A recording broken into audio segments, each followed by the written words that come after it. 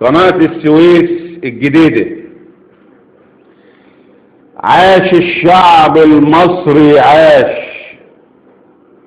يا ما جت كوارث كتير وما همناش، قطعوا المعونة عنا وما جعناش.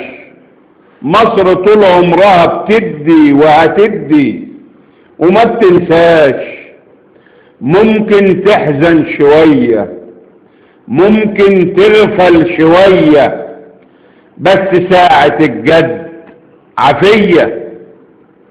يا حلاوتك يا مصر لما بتروقي بتصنعي المعجزات.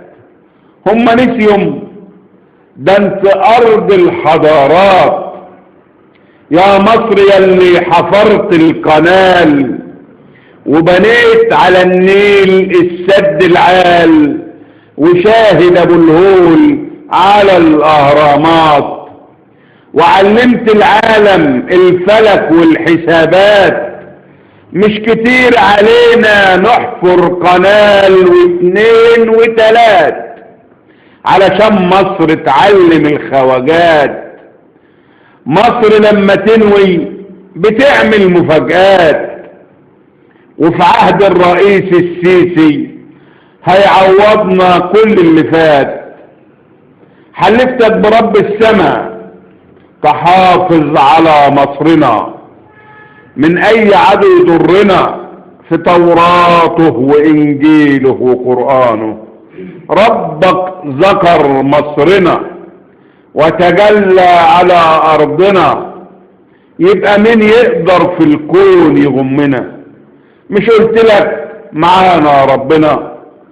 والنبي قال عنها خير اجناد الارض جيشها، يبقى مين يقدر يهزها؟ ده انت واهم يا اللي تقرب منها، ده اللي يقرب من ارضها تبقى جهنم طولها في عرضها. من يقدر عليك يا ست الكل؟ ده انت بيغنولك غناوي، اي والله بتهز وجدان الحبايب. تسلمي يا ست الكل، تسلمي من كل كايد. تحيا مصر، تحيا مصر، تحيا مصر.